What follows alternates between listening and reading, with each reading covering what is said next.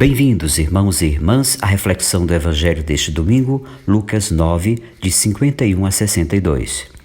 No Evangelho começamos com Jesus e sua assunção, entre aspas, para Jerusalém e para o Pai.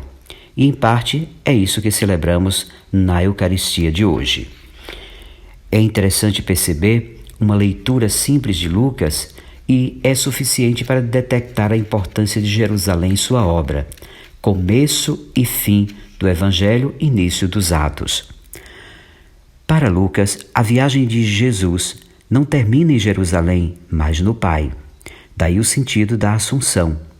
Sua caminhada não é apenas uma subida geográfica a Jerusalém no alto da Serra da Judéia. É uma subida para Jerusalém, para a cruz, para o Pai. É por isso que sua viagem se torna teológica e de julgamento. O tema viagem confere o caráter dinâmico à vida de Jesus e de seus seguidores. Na segunda parte de sua obra, em Atos, Lucas revela que o movimento de Jesus antes de assumir o nome de cristãos chamava-se justamente o caminho. E nesse mesmo livro, Lucas toma Paulo como discípulo, no qual se prolongam as palavras e ações de Jesus. É importante descobrir aqui a tolerância religiosa. Praticamente desde seu surgimento, século 8 a.C., os samaritanos viveram as turras com os judeus, sobretudo por motivos religiosos e também de raça. E é por motivos religiosos que os samaritanos negam hospedagem a Jesus e seus discípulos, pois Jesus dava a impressão de que ia a Jerusalém. Nesses casos, normalmente negava-se água aos galileus que iam para o sul. Aqui, a rejeição atingiu níveis mais elevados, a ponto de negar hospedagem. Jesus toma a iniciativa de enviar 2 mensageiros à sua frente para preparar a hospedagem. E muito interessante perceber que Jesus não compartilha o preconceito religioso dos judeus a respeito dos samaritanos.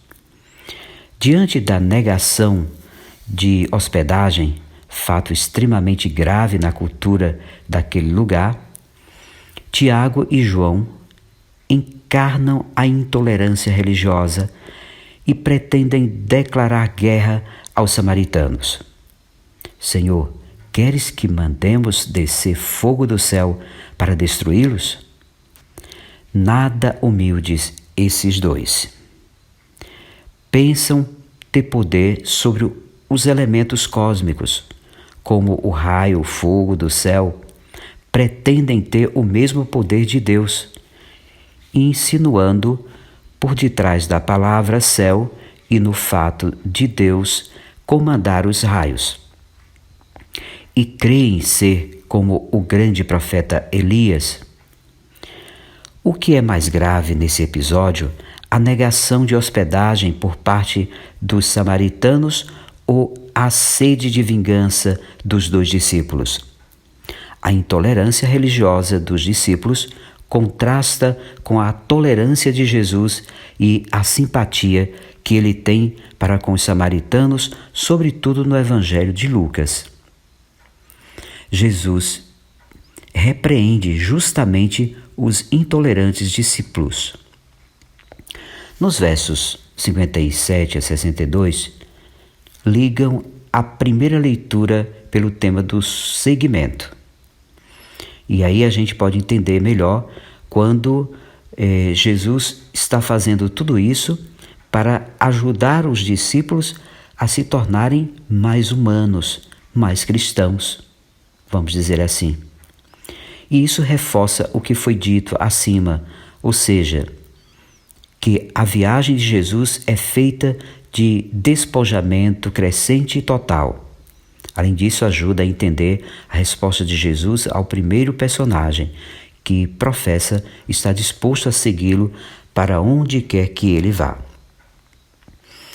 Lucas esconde a decisão desses 3 personagens.